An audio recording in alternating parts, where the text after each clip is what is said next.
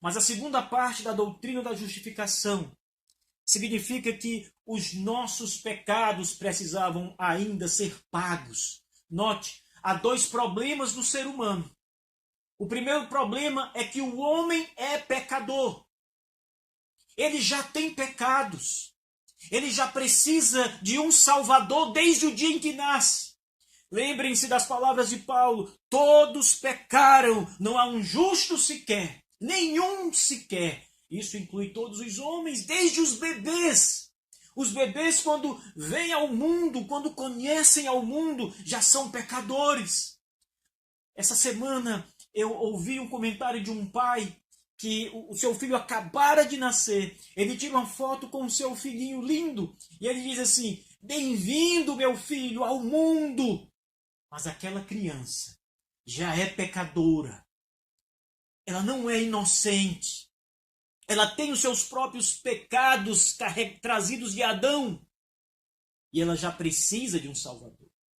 O problema do homem, como eu disse, tem duas vertentes. O primeiro é que ele é pecador. Ele precisa de um Salvador. O segundo problema diz respeito à sua obediência. Para ser salvo, eu e vocês precisávamos ser obedientes e uma obediência perfeita, sem pecado. Não conseguimos fazer isso. Olhe para a sua própria vida. Tente ficar sem pecar pelo menos um dia. Tente ficar sem pecar. As pessoas dizem que têm livre-arbítrio. Se gabam em dizer que têm livre-arbítrio. Pois se têm livre-arbítrio, fiquem sem pecar. Não pequem mais. É impossível. É impossível porque nós somos inclinados ao pecado. Por isso somos incapazes de obedecer à lei de Deus. Somos incapazes de sermos obedientes ao Evangelho, à lei, ao que o Senhor exige. Mas quando Cristo cumpre a lei cabalmente, toda a justiça de Cristo, ela é aplicada em favor do seu povo. Eu não posso cumprir a lei, mas o meu Salvador cumpriu a lei por mim. Eu sou desobediente, mas o meu Senhor é obediente.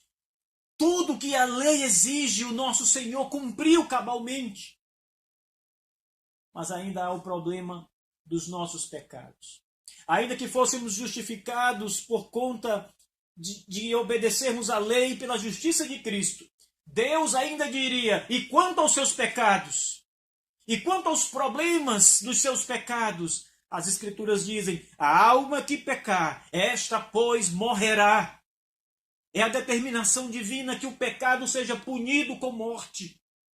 O pecado precisa ser punido com a morte. A alma que pecar, esta morrerá, diz as Escrituras sagradas. Portanto, há um grande problema para todos nós. Além de não cumprirmos a lei, há o problema dos nossos pecados. E é por isso que o Senhor Jesus teve que ir para a cruz. A primeira parte é a vida de obediência do nosso Senhor Jesus Cristo. Ele obedeceu piamente à lei de Deus. Essa justiça nos é dada, nos é imputada.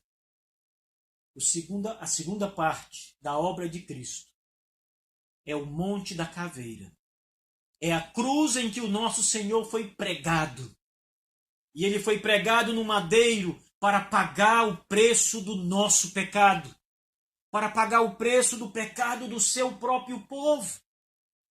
Jesus inocente, como vimos, sem pecado, obediente. Mas ele vai para a cruz. Porque ele está indo como oferta pelo pecado do povo eleito de Deus. Ele está indo para pagar o preço, para assumir totalmente a culpa dos pecados do povo de Deus. Ele entrega-se como sacrifício para que o povo de Deus possa ser perdoado, remido. E isso é justificação, meus irmãos.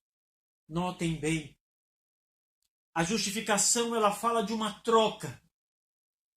Algo que nós temos é passado para Jesus Cristo. E algo em Jesus Cristo é passado para nós. A justificação, então, é os nossos pecados. A culpa que nós temos, toda a miséria do nosso pecado, é lançada sobre o nosso bom Senhor Jesus Cristo. E ele então carrega os nossos pecados para a cruz, para o madeiro, e é pregado e morto e ferido no madeiro pelos nossos pecados. Por causa da nossa transgressão, da nossa miséria, ele sofre no madeiro.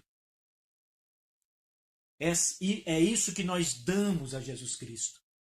Essa é a nossa parte nesta troca, que é a justificação. A parte de Cristo é: ele toma a sua justiça e passa para nós. A sua obediência passa para nós. Ele recebe a nossa morte, a nossa punição na cruz e, em troca, toma a sua justiça santa e perfeita e coloca sobre o seu povo. Isso é justificação pela fé.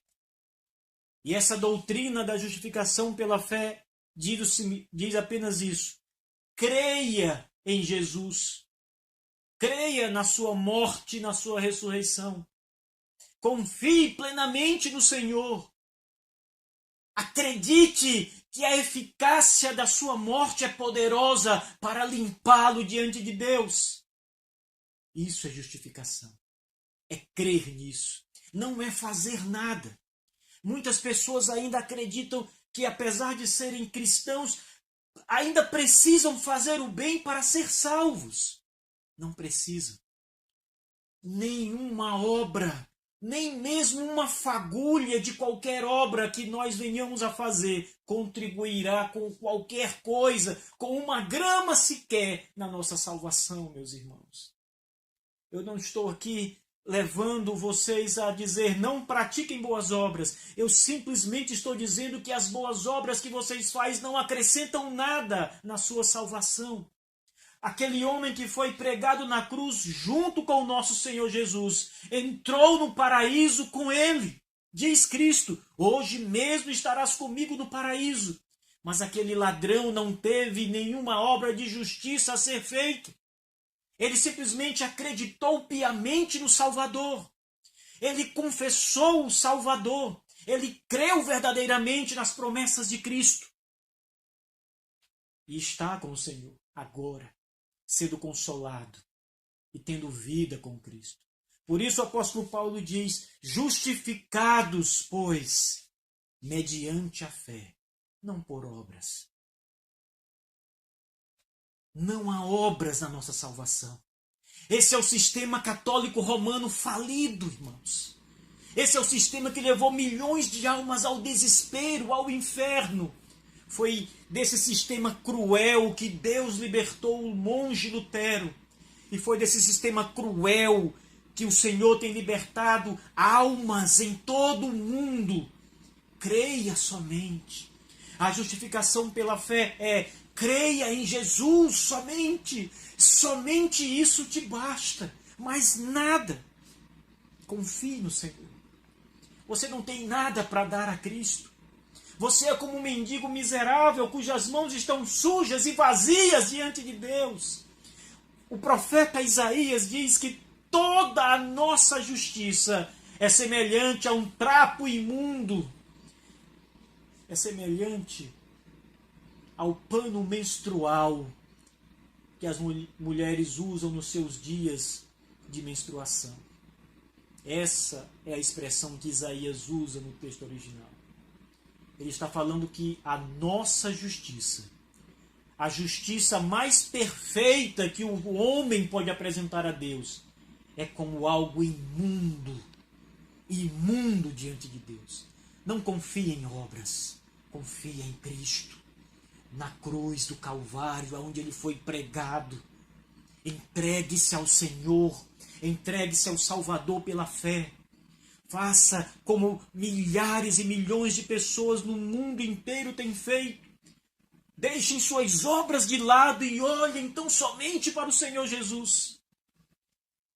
Isso não significa deixar de fazer boas obras, deixar de realizar coisas boas, deixar de ajudar o próximo. Isso significa não confiar nas boas obras para a salvação.